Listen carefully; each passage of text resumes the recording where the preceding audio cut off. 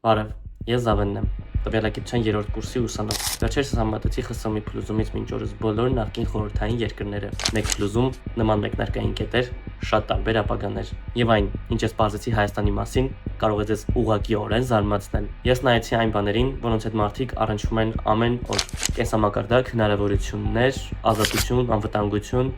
եւ երբ տեսնում ես թվերը կողք կողքի, դրանք հետո անհնար է անտեսել։ Առաջին հարցս պարզ էր. որքան է ամենախոցելի մարդկանց խմբի ցուցանիշը։ Դրա համար ես նայեցի աղքատության մակարդակին։ Սա Հայաստանն է։ Այստեղ ունենք շատ տխուր, արծաթե մեդալ, աղքատությամբ երկրորդ տեղը, հատկապես հաշվի առնելով այն փաստը, որ Հայաստանը ռեսուրսների պակաս չունի։ Հետո ինձ հետաքրքրեց, թե ինչ ընդհանուր բան կա բոլոր այդ երկրների միջև։ Հավելեմ, որ կապույտով դրանք ԵՄ-ին միացած երկրներն են, իսկ կարմիրով, որոնք չեն միացել Եվրամիությանը։ Ահա թե ինչ տեսք ունեն ԵՄ եւ ոչ ԵՄ երկրների միջնացված ցուցանիշները։ Բայց ավելի շատ վաստակելն ինքնաբերաբար չի նշանակում ավելի լավ ապրել։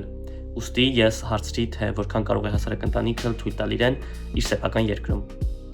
Սա Հայաստանն է, կրկին ներքևից երկրորդը։ Եվ սա Եվրամիության անդամ երկրները ընդդեմ ոչ Եվրամիության անդամ երկրների։ Հիմա նայենք, թե որ երկրի տնտեսությունն աճեց ամենաարագը։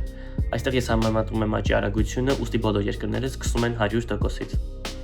Բայց հետո հասկացա, որ Հայաստանը սկսել է շատ ցածր կետից, սպիտակի երկրաշարժի, շրջափակումների եւ այլ պատճառներով,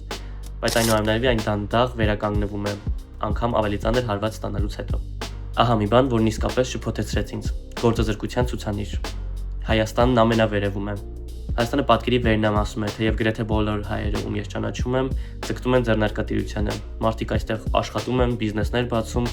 մշտապես գտնում ճանապարհներ գոյատևելու համար եւ առաջ շարժվում։ Եվ տեսնենք, թե որքան են վճարում այդ աշխատատեղերը։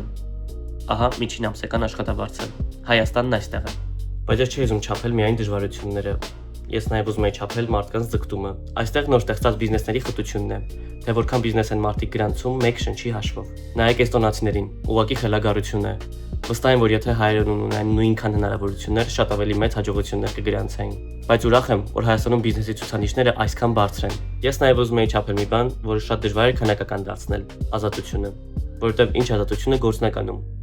Ինձ համար ազատության ամենահստակ ազդանշաններից մեկը այն է, թե արդյոք լրագրողները կարող են բաց կերպով մեկնաբանել այն ամենը, ինչին որ հավատում եւ կարծում են, որ ճշմարտությունն է,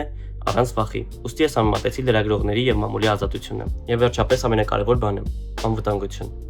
Այստեղ ես պարզապես հաշվեցի, թե քանի անգամ են երկրներ ներգրավել տարբեր ռազմական իրավիճակների մեջ, որտեղ եղել են մարդկային կորուստներ։ Գիտեք, այդ հակամարտությունների մեծ մասը կամ Ռուսաստանի կողմից էր, կամ Ռուսաստանի հետ, կամ Ռուսաստանի ինչ-որ կերպ ներգրավվածությամբ։ Ուրեմն, ինչ սովորեցի։ Ես սպասում եմ, որ պատկերն ամբողջությամբ շատ ավելի բարդ կլինի, բայց օրինաչափությունն անտեսելը դժվար է։ Եվրոպային ավելի մոտ շարժված երկրները հետևականորեն տեսան, թե տարեստարի ինչպես նվազեց աղքատությունը, բարելավվեց կենսամակարդակը, աճեց գնողունակությունն ու զարգացան տնտեսությունները։ Դա չի նշանակում, որ Եվրոպան կախարդական է, բայց երկարաժամկետողությունը չես կարող վիճարկել, երբ տվյալները դնում ես կողք կողքի։ Ես անկեղծորեն ուզում եմ, որ Հայաստանը բարգավաճի, քանի որ շատ ավելի ջերմ մարդիկ չեմ հանդիպել, քան այստեղ են։ Եվ ես կարծում եմ, որ դա հատկապես կարևոր է Հայաստանի համար, քանի որ շատերը հիմա կարծում են, որ թաքնված են Ռուսաստանի տնտեսական կախվածության պատճառով, սակայն տվյալներն ինձ մոտ բոլորովին այլ կարծիք ձևավորեցին։ Եվ անկեղծ ասած կարծում եմ, որ շատ սխալ է հայերին սպառնալը, քանի որ հայերը շատ հպարտ, համառ ու դիմացկուն մարդիկ են։ Հուսով եմ հետաքրքիր էր։ Հաջողություն։